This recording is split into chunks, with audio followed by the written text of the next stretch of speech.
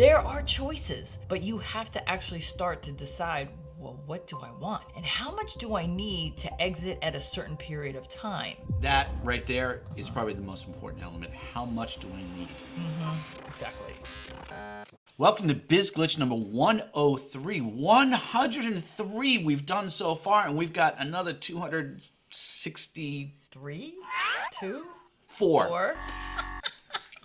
You know, sometimes math is really easy, and sometimes it's late in the afternoon and it's not so easy. What is your plan for retirement? Does your plan for your retirement include selling your business? What's your exit strategy? Linda Ray, you kind of sort of had this when you owned your insurance agency, so I'm going to leave it in your hands. Yesterday's glitch, I ended. The last little nugget was you have an exit strategy whether you planned it or not. True. But this is also about saving money for yourself for your retirement because you have an exit strategy whether you have planned it or not. Yeah. I suggest, whether it being involuntarily or voluntarily, I would take voluntarily any day of the week. But once again, that involves a proactive approach, which I know can be very difficult because we're handling the here and now and we're handling all the irons in the fire right Day-to-day now. operations, customers, vendors, employees, yeah. And it's really hard to always have the foresight. And sometimes we lean on the hindsight. And this project is dedicated toward trying to shift that focus to foresight versus hindsight. And this is no different. When you start a business, most people are not thinking about how am I going to exit the business. If you're doing this, you're in the minority of business owners that are handling this type of Really thought process. small, really small minority. Really, really small. So you won't be around forever. This is why I said you can either choose how you're going to do it or it's going to be chosen for you. Yeah. So what are you going to do about planning out?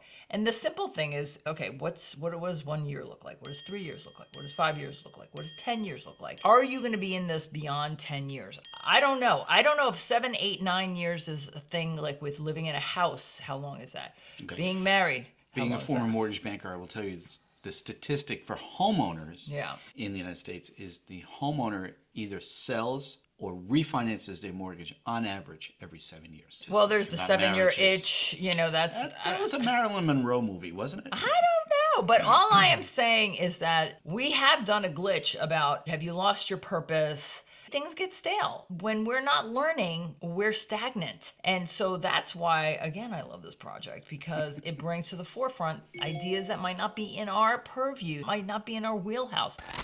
What's your plan to exit the business? Do you have potential buyers? Do you have family? Is this going to be a legacy? Is this going to be where you just cash in and ride off into the sunset? The guy who invented the mutual fund, John Bogle, he said the one thing you have to determine as an investor is how much do you need? How much is enough? Right, exactly. There's a lot of mindset glitches in this because it does take strength and courage to face unknowns and uncertainties. We've gone through some of these things where the reality hit us in the face and we were like, ooh, didn't see that coming. Oops. Yeah. So that's why with this, selling your business, what's the plan? Even if you just start with, you know, when you build a house, it's not done in a week. There's the concrete and are you going to have a basement? Not have a basement. What are you doing with the foundation? That's how you can start with that.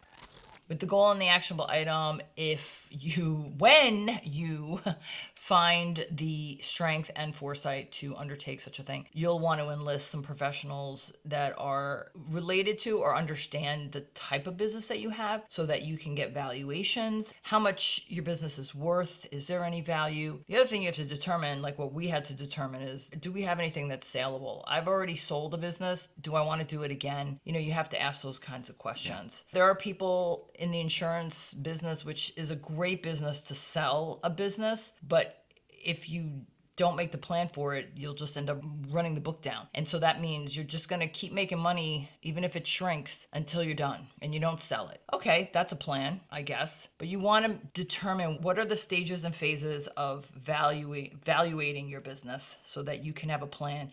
All right, I need to make this much money by this time to get out. That's it. Glitch Gurus, they get the email, so it's a little bit more cohesive in writing. 103 out. And what else? Goal. Without looking at actionable my notes. item. Okay.